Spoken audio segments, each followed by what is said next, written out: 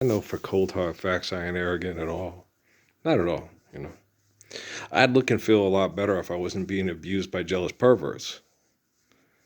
And then I wouldn't be sitting here talking about what I have to do and what I've had to accomplish and what I've had to do to protect children from perverts and angry and selfish and vicious narcissistic people. So I'm not arrogant at all. Arrogant is being aggressive, being abusive, inventing conditions to compete over what you want, fighting over what you want. Okay, that's arrogant. Okay. I ain't arrogant at all. I ain't never been arrogant a day in my life. Okay. People like this guy's arrogant. I'm arrogant. Huh? Rotten little son of a bitch. Fuck you. Okay. You think you're God in your fucked up head. You think your money makes you more special and important than people that won't fight you over money. You think because you can manipulate matter and invent technology to be excessive, compulsive, and abusive that you're a more intelligent and successful person at being a person than other people that are people given life by the glory of God like you too. But you deny the beauty of the glory and abuse people with your limited selfish perception. And I stand up to stop you without fear, with faithful love. And you think I'm fucking arrogant? Fuck you. You and your little dog too. Man, I'm tired. There's a lot of assholes in the world. Most of them have ego problems. Yes, sir. Yes, sir. Yes, sir. I'm correcting your technology. Okay. This is not something I wanted to do. I didn't want things to get this far with all these data centers and all this shit. I didn't want this to happen because it's a waste of resources. It's a waste of time. It's a waste of the gift of time. Like I used to say on Facebook all the time, time, the gift of the glory of grace, the faithless steal. Okay? We don't need the fucking data centers. What we need is people living right. We don't need more technology. We need to use our technology properly. Fucking arrogant, little pretentious, sorry, fast motherfucking sons of bitches. There's a lot of people in the world that I do not like. Okay. I love everybody. Okay. I love people. When I go shopping and I'm grouchy because of all the abuse I have to feel fixing the technology here in this chair on this phone, right? And all the stress I feel in my body is constantly, and Suzuki's always after me, Earl, you need to get up and you need to quit plugging in. You got to quit putting all the responsibility on your shoulders. And you just need to sit down and actually meditate and just relax, because they won't let you do it when you sleep, because the Wi-Fi that attacks you when your body's vulnerable when you're sleeping. So be actively conscious of your body and help it relax. And okay.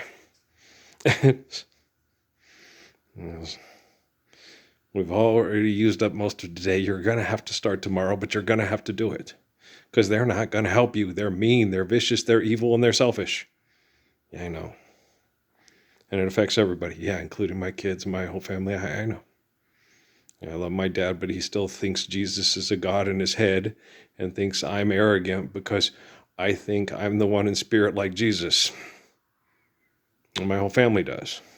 I'm like, okay, you think Jesus is a God in your head, watching all the disgusting things happening and not doing anything about it till he's ready to come and kill everybody you don't like and take you to a magic place that doesn't exist.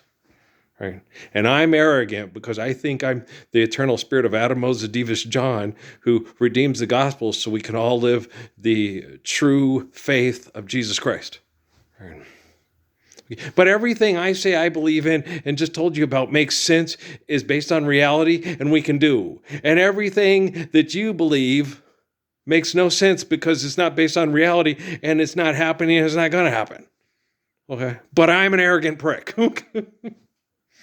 Son of a Nero. Rome's burning. I like that song, but shit. You guys are drama queens beyond drama queens upon drama queens multiplied by drama queens. Shit. It's irritating as fuck. Okay? I like people to be able to sing. I like them to have fun. I hate philanthropy, don't you? I like to sing about the Moona and the Juna and the P42. I love to. Oh, the kid just dropped it. I thought Miami was going to get the ball right back. Yeah. But it's just a game. It's just football. It's not that important, kid. Me getting the technology to reflect the faith of King Solomon is a lot more important than you catching that stupid football for a bunch of people doing advertising on TV and football stadiums. So don't worry about it, number 24. Okay. And Mr. Chambliss, don't worry about it. You got another switch to AT&T. They're the ones who invented the telephone. Right? Fucking people are nuts. Yeah, they is. There's a song in my head. It's Gregory Hines and Luther Vandross. And for your love, and for... You ever heard that song? Oh, love wakes me up every day. You ever heard that? It's a good song. There's nothing better than love. Yeah, Buddy loved that album. Well, he thought, he's the lover of the divas and thou shalt not mock the divas. And he put on his Luther Vandross. He goes, the man has one of the best voices in the whole world. And I'm like, yeah, he does. It's like, but it's kind of, it's not typical style. That it was a very different style album. He just lost all that weight. I love you, stop. Say you're coming home. Gotta stop to love. What was it? That was, then let's celebrate the love we got. Stop. And what was the other one on that? Was Stop to Love and God dang it, what was the other? It was like an up-tempo song on that one too. It was a good album though. It was a good album. What was the other song, man? It's gonna be bugging me now. I love you, stop. Say you're coming home. No, it's never too much. No, that's not a different album. But that's one of my favorites. Yeah, I like that. I like that song too. A million kisses from you is never too much, never too much, never too much. Anybody else really like Luther Vandross? My Steffi liked Luther Vandross, yeah. So Law like Luther Vandross. Law, and she also liked Nita Baker. Yeah, I like Nita Baker too. She's good. She reminds me a little bit of Sarah Vaughan. Yeah. Yeah, I was, because well, me and Chief talked a lot about music. We love music. Yeah, we talked. We'd sit out there and he'd play music and he'd talk. Who's this? Oh, that's and he was like, oh, okay, yeah. He thought that was pretty neat. It's just a white kid and he's hip and he's really into. And then he was like, well, this guy, that, and then he'd explain to me why. Like Mingus, I was like, I don't know. Mingus gets a little too, he gets too weird enough key. And I said, because, I already like the way Train does the reverb. You know how when he goes, he does that? And it was just like, why? Because he can. But it's like, he's one of the best saxophone players ever. But, he did that little reverb he used to do. And then he goes to go listen to Moanin'. And I was, okay. And I was, oh, damn. Okay. Mingus is badass, right? Why does he do that? Because he can. Like Jimi Hendrix and other guys and stuff like that. So what are you doing? Well, no, it's different because other people can't do that with the instrument and make it sound that way and stuff. And so it was just it wasn't being cocky. It was just making people go, wow, that's impressive. It's interesting. But yeah, music. Music. I love jazz, And so when you understand instruments and you understand how people play and how they, and so it's interesting stuff. But yeah, jazz is one of my favorite. People would call it a genre. It's one of my favorite. I call it form. It's one of my favorite ways of expressing artistically through music. Is jazz. Yeah. That'd be even better than quote genre. I think that's a better way to say it. Is it's one of my favorite ways of listening to people express themselves artistically through music is jazz. I love jazz. As I was a kid, I just love it. I told you, Steve Mangione. He's Steve Mangione. That's my uncle. I was like, wow, why don't you tell everybody? They goes, Earl, not a lot of fifth and sixth graders listen to jazz. I was like, they should. It's like, well, this because they have bad taste. It's not yours and your uncle's fault. Bum, bum, bum, bum, boom, ba-doom, boom, boom, ba-da-da-da-da-da, da-da-da, da-da-da. You thought I was gonna do "Feel So Good"? Huh? No, I like "Give It All You Got" too. It's a good song too. Ba-ba-ba-ba-da-ba-da-ba-da-ba-da-ba-da. Bum, bum, ba-da-da-da. No, just Chuck Mangione's good. Yeah, he has more than just "Feel So Good." Yeah, he's a good musician. But you just gotta sit down and listen to him, Like Yellow Jackets, lots of good songs. Yeah. So yeah, good band. That was one of my favorites in college. Yeah. Boo doo doo doo. Anybody else like Mile High? Yeah, that's good. What was the name of that album? Is that Four Corners? I think so. Yeah, but it's a good album. Postcards, passports, to go, room with a view. It's a good album. Yeah, Rodney loved that album. I liked it too. We would always play it from side B to side A. Yeah, we really liked side B better than A.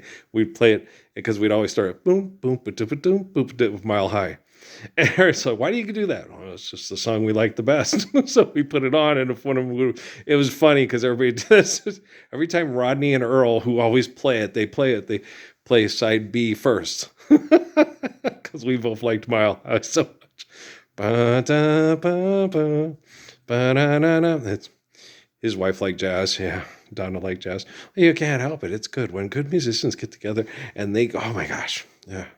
It is so fun. Okay, haven't listened to this. I'll probably listen to more jazz once I'm done cleaning your shit up. Yeah. You ever have that where you just, to me, church on Sunday is a nice room with a view and Miles Davis Quartet or some Train, maybe some flamenco sketches, Isn't that church? Love Supreme? Yeah. Okay. Train's a Love Supreme. Church, yeah. You sit there, you have a place with good view, some birds out the windows and stuff like that, and you don't put it on real high, just enough to hear it. And then just sit there and relax and breathe and look at nature through the window. If that's not church, I don't know what is, right? What? Oh man, I'm sure there's a lot of people that they would do that with Rachmaninoff, Debussy, Mozart,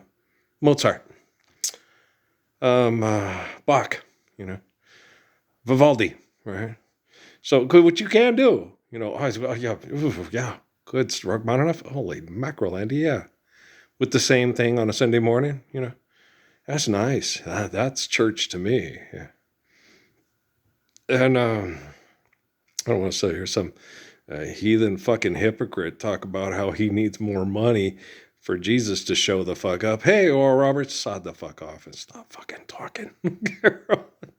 Shut up, shutting up, ribbit. Well, go hide in the stove. We won't turn on the gas or throw a match in. You're funny. I know.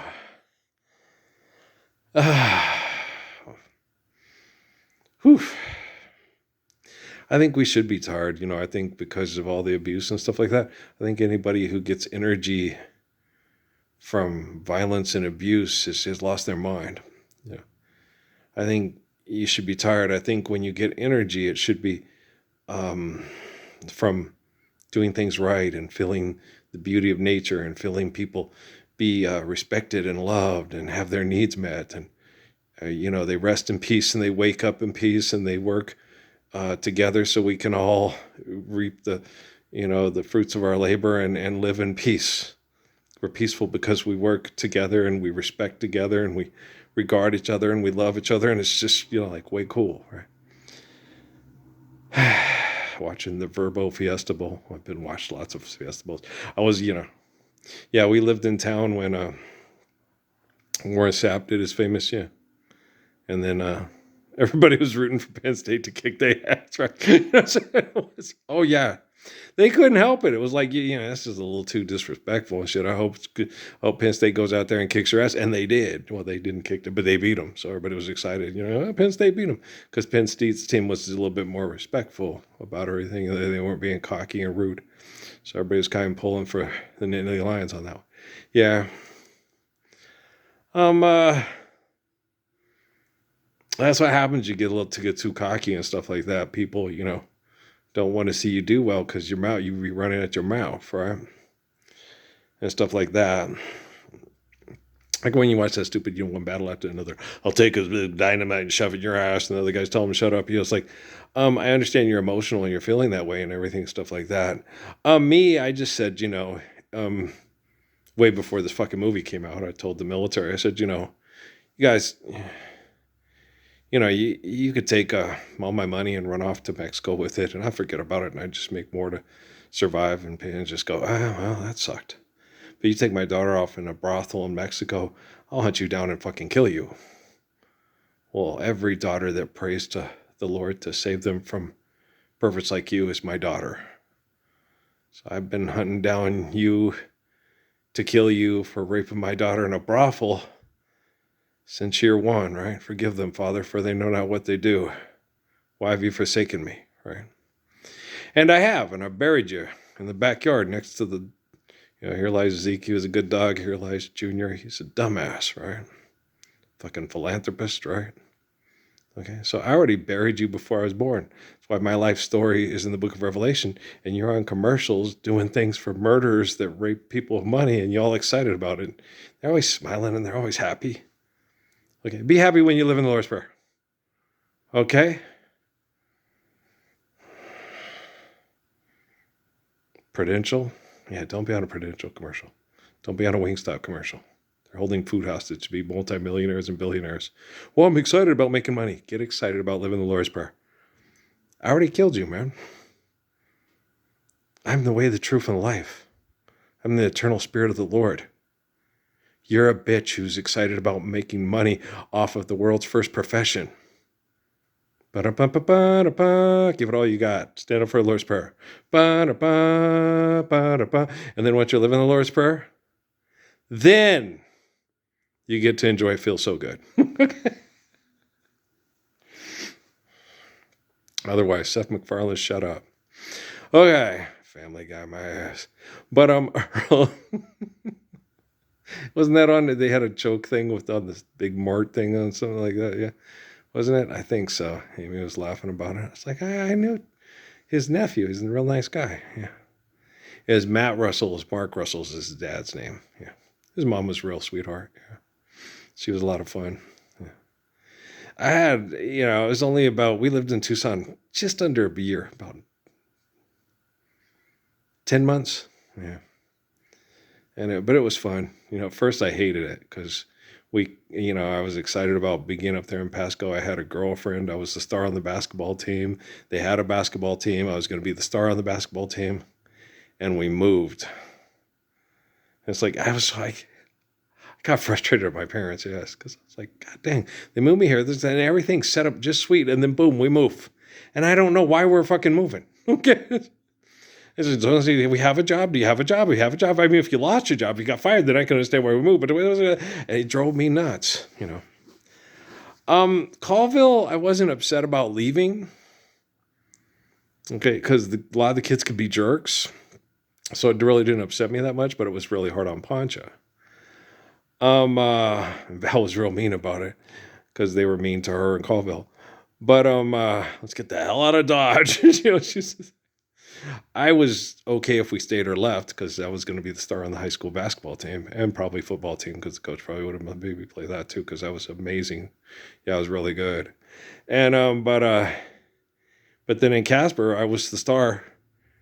And we moved again. I was like, shit. And we went to Cruces, and I got abused by some of the most mean, vicious, shitty coaches in the history of basketball. They were horrible, jealous, mean, shitty turdbacks. Yeah, and everybody's like, oh, come on, Robert Leidenheimer, Paul Ponce. No, shut up. No, I'm not the only one. I'm not the only one that got screwed over by those jealous turd bags. Okay. Leidenheimer was one of the, he was good. Yeah. But it's, because it's, what's his face?